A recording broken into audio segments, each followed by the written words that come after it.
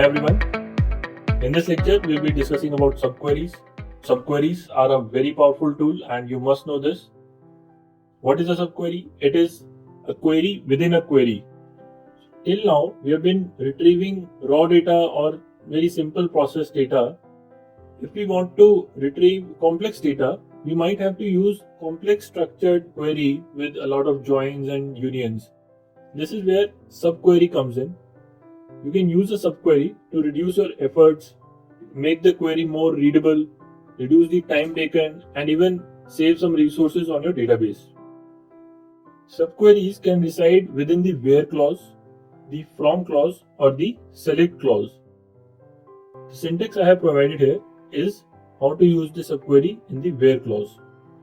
It is like a normal query. It is starting with select, column names, from table name, where you specify the column name, give a comparison operator, and after this comes the query.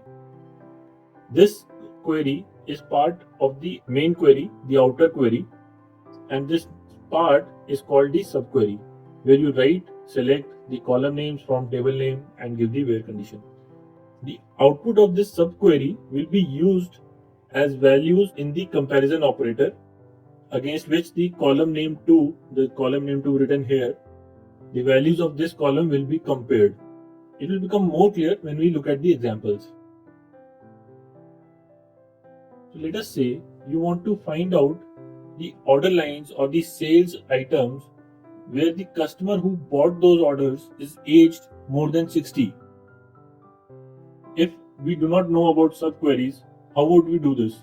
We'll first find out all the customers who are aged more than 60, probably store it in a new table, and then we will take an inner join of this sales table and the new table that we have created to find out customers whose age is 60 and who have given orders. Instead of doing this, we'll just use the subquery. First, we'll find out all the sales from the sales table. In the condition, we will say only those customer IDs which belong to this subquery. And in this subquery, we'll find out those customer IDs where customer's age is more than 60. So we'll get customer IDs here from this subquery. We'll check the customer ID belonging to this set, and for only those customer IDs, we will get the select result. Let us go and write this in the interface. So we will select star from sales, where customer ID belongs to a set, and we will define this set by select customer ID from the customer table where age is more than 60. So if you remember, when discussing the in keyword, I told you that I'll be using this in the subqueries, and there's a lot of importance of this in keyword in subqueries. So this is how we use in during subqueries. And let us run this query. So you can see I have all the sales where the customer who has bought is aged more than 60. Do note that while selecting in the subquery, we had only one column, which is customer ID. We cannot have the second column because when we are having this in keyword wants to compare customer IDs in this range. These are the values that we are giving. So it can not have two columns. It should have only one column which has all the values listed in it. So this one column, which contains the customer IDs of customers with more than age 60, will be used to compare the customer IDs and give the output from sales table. So we just checked how to use the subquery in where. Let us now go and learn how to use the subqueries within from. Now we have a table, product table, which lists all the products that we have in our inventory. Suppose we want to find out how much of each product has been sold.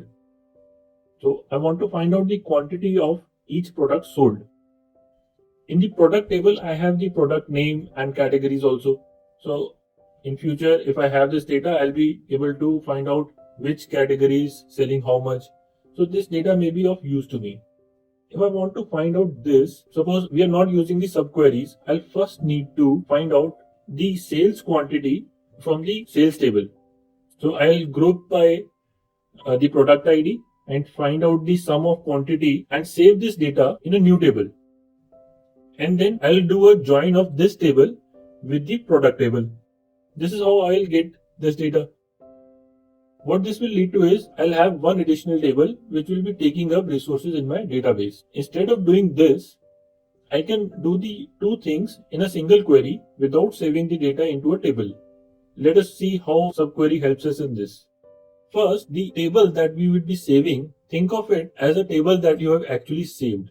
That table will be created in the subquery and we'll save that table with some name. You can take out the quantity from that table.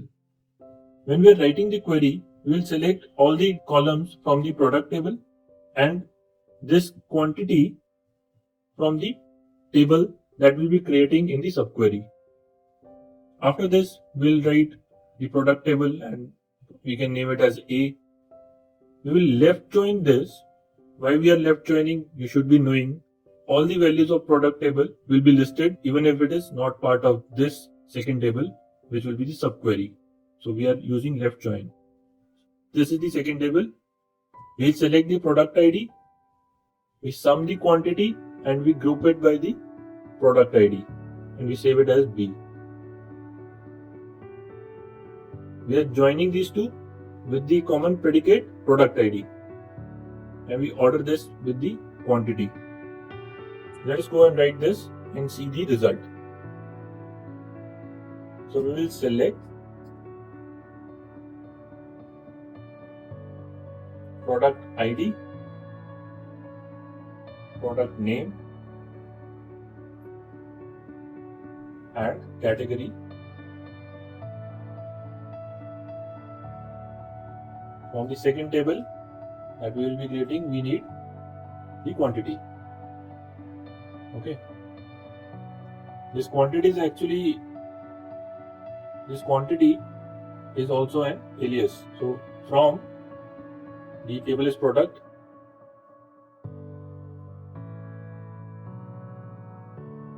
which is saved as A. After this, we will left join.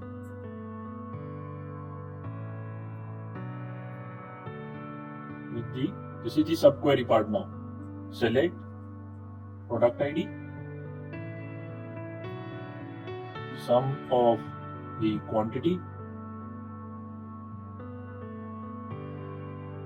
as quantity.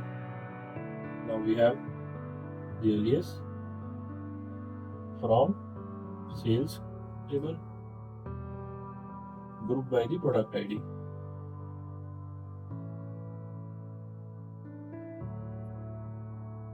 This whole subquery part is giving us a table and that table is named as B. And we will use the condition of product ID of A is same as product ID of B. This is the condition that we need to give for the left join. Ordered by quantity in the descending order.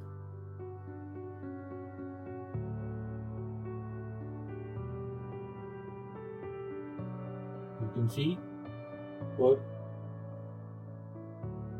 we now have all the products from the product table and the quantities of that product sold mapped against each product.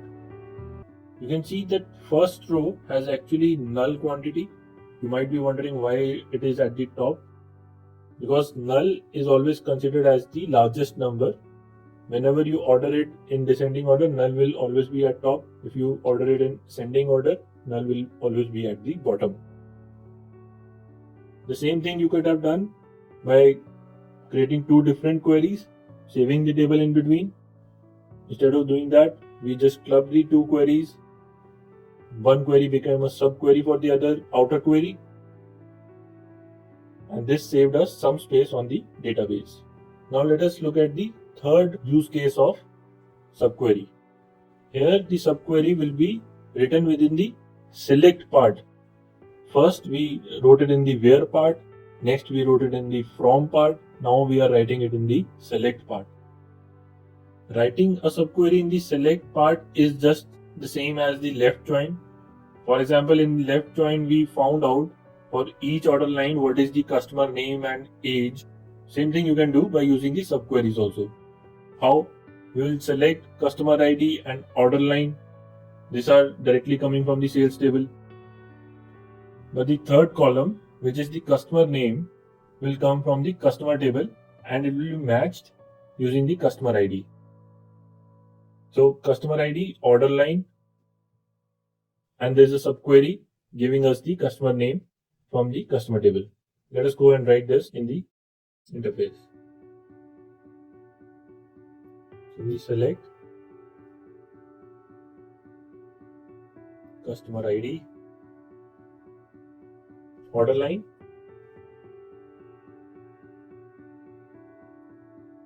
and then we'll write the subquery where we will find out the customer name,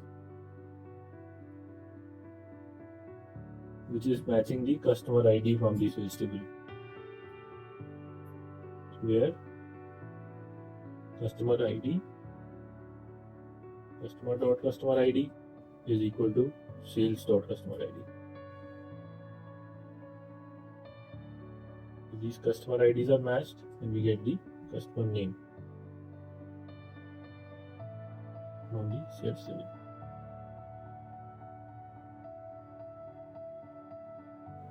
Customer, select this, run it. So we get the data. These are all the customer IDs in the sales table, and wherever customer name is available from the customer table, it is mapped here. The same thing we did using the left join. However, whenever you have the option of using left join versus subquery, I will suggest that we go with the joins since they perform better in the database. Subqueries may take up more resources of the database while performing, and it may give result after taking a long time. There are few rules. I'll mention 2 or 3 important ones. First is subqueries must be enclosed within parentheses. We have been putting brackets around the subqueries, so always remember to put brackets.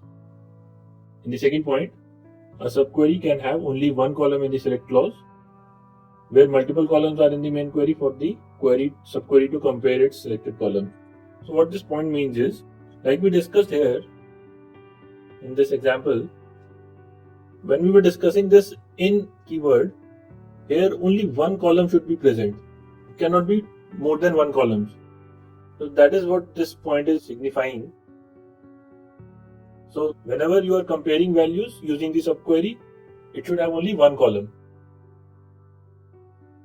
Another important point is this last point, where between operator, it can be used within a subquery. It cannot be used with a subquery. So if within a query you are having a subquery, you cannot use between operator. Like we used the in operator, between cannot be used there. But within a subquery, you can use between operator. So these are some important points.